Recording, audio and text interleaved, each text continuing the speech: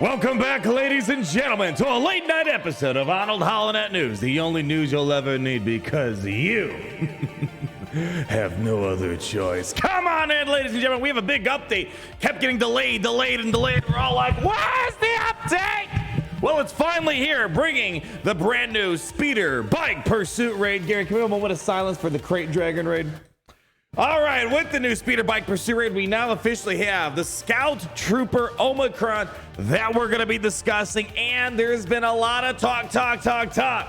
It looks like, you know, if you're into that Relic 10 conspiracies, people are starting to wonder, is there Relic 10 coming? Because they're opening the nozzle even more for free-to-play accessibility on Relic 8, which help with a lot of your grind that's going on out there. All right, well, let's get you caught up to what you need to know this evening, starting off with the brand new raid. Now we're going to talk about this Omicron here in a moment. However, people might be wondering, why aren't you live streaming the raid? Well, right now, nobody in the entire community can stream the game. You need 180,000 tickets or whatever it was. How many tickets do we need here? Yeah, 180,000 tickets. And until today, it was impossible. The cap was 150,000. So at most, you might have 150,000 tickets. No one in the community is going to play, but I'm guessing tomorrow or maybe the day after, we'll be able to take it for a spin. So good chance tomorrow might be really busy of IG-12 and Grogu, which we're going to talk about his speeds in a moment, and some pretty interesting opportunities, the raid, and all this other stuff.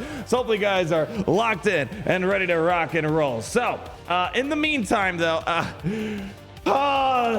raid Omicrons. Oh man, I mean the Battlejuice Omicron, everyone can agree, it was really impactful. Either made your Jabba a very consistent win, or like what I did, I had two teams. I had a Battlejuice Omicron team with Cad Bane out of all things, and then Jabba had his own leftovers for two max score teams. I don't know if this Scout Trooper Omicron is gonna have the same bang per buck value, but again, I just want to put it out there. My concern is, once you apply raid Omicrons, you know they're going to expire in 6-8 months. But, you know, you get more high scorers, more stuff. So does it pay itself off? That's a good question, I guess, that we can decide. I think last time I checked, my guild's basically making this mandated. They have the Scout Trooper Omicron, and we finally have what it does here. I don't know. It's hard to get excited about this Omicron for this raid for a variety of reasons. But nonetheless, let's read what it adds. So while you're in the Speeder Bike Pursuit Raid, Scout Trooper no longer consumes evade stacks when using her basic ability. I don't know what that means, do you? Remember, this whole new raid is going to have like recoded abilities, so it's not like the crate raid where you can theory craft what you currently have. I have no context what that means, but I guess we'll find out, and I'm going to double check. I would like to not have to apply it, but if it helps the guild out and everyone's doing it, gotta be a team player and help along. But it's interesting enough, unlike Battlejuice, they kind of added, actually no, I believe Battlejuice has done all raids. I don't think it's this Crate Dragon raid. They added a second layer for the other raids. So I'm guessing if you're like still doing Sith Triumvirate or AAT raid, they gave you a normal ability here. While in raids, Imperial Precision cooldowns reduced by 1 whenever Scout Trooper grants an ally a buff. Scout Trooper's Imperial Precision gains 1% bonus damage stacking until the end of battle. That sounds like, you know, Scout Trooper can do some pretty gnarly damage throughout the scope of the raid. Unfortunately, though, no one really does the Rancor raid or the Trey raid or the AAT raid. But I guess the good thing is you're not just contained to just the Speeder Bike Pursuit raid, because that would really suck. You can do it in all the raids. So there's the silver lining in it all. Likely, I'm going to have to apply. I'm sure it's going to help with the max score, but right now, nobody really can theory craft on this raid until we get our hands on it. So we'll have to wait and see when that speeder bike comes around again. We'll probably be, whenever we have the tickets, tomorrow, Friday the latest is what I'm guessing, at least for me. Let's move on to our next point of conversation. I want to talk about IG-12 and Grogu. IG-12 and Grogu is coming to Galaxy Heroes tomorrow. We will be doing our testing with this little guy here. Really excited for, if you guys remember in the kit reveal, I was wondering what are the speeds gonna be, because the speed is gonna be incredibly important, because as we know, we have some very powerful plays with opening up with the blind, daze on all enemies, buff dispels from all the enemies, and a stun. Very powerful play. I'm actually kind of pleased to see that the speed is not bad. The speed that we're going to have on IG-12 and Grogu before you do mods is going to be 171 base speed. There you go. So that's actually not bad. If you want the context, what does that really look like? Well, 171 speed kind of puts you in the territory of Bosk, Sith Assassin, Sabine Ren, a little bit faster than Zori Bliss, Grand Admiral Throner. We know those are they're not the fastest of the bunch, of course. I mean, the faster characters are obviously more in the 180s, 190s, but being the 170s, that's like A minus, B plus range when you evaluate speed. So we'll have to wait and see. I mean, again, my assumption is that Grogu's going to be with Mando and this new Bo-Katan. Hopefully they touch up Mando to work better with the Mandalorians. Who knows? Maybe they'll add like plus 40 speed, and then all of a sudden Grogu's got a base speed in the 200s. That could be really good. So keep your eyes peeled. Tomorrow we'll be doing some testing, see what we can do with this guy. But I'm happy the speed isn't too slow, or else you wouldn't be able to get the big opening plays there. Okay, we got a couple more things I want to talk about with you guys here. So if you are, you probably know for a while now, we've been speculating that we were going to be getting a new relic at some point, right? I mean, I know we don't want it, but it's, in this game, it's kind of like a weird necessary evil. The game progression kind of keeps the game running, right?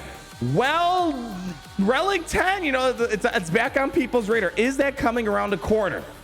People are also speculating this could maybe be a part of like the new Galactic Legends shipments. Hopefully not the case. I mean, who knows? Maybe they'll do something like that. But if we take a look at the data mines, we're seeing new things come to the Relic Amplifier packs. Now, if you don't know the Relic Amplifier packs, I want to say, it's roughly once a month. You get these great 500 crystal offerings that get you, the carbonite circuit boards or the bronzium wirings, things that are very difficult to get. If you usually buy a few of them, it really eases your Relic crunch quite a lot.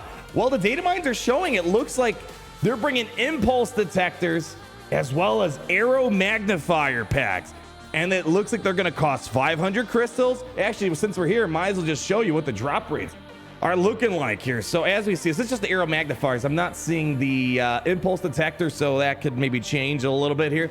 But for arrow magnifiers, we're seeing a 35% chance for 2 arrow magnifiers, and at most 5% chance for 10 arrow magnifiers. And we're going to go down through some of these packs here, but somewhere in here, we see that the Relic Amplifier packs, looks like they're all going to be 500 crystals. So, that's not bad. That's not bad. Even if you get the worst case scenario of 2 arrow magnifiers. Let me show you what that kind of looks like here. So in game, again, if you just go by raw crystal analysis, obviously you can pick some up through, the crate dragon raid. Whoa, too soon, right? Well, through the speeder bike pursuit raid, you can continue your Relic 8 grind. Just getting 1,250 crystals. Well, if it's going to be 500 crystals in worst case scenario, you get 2.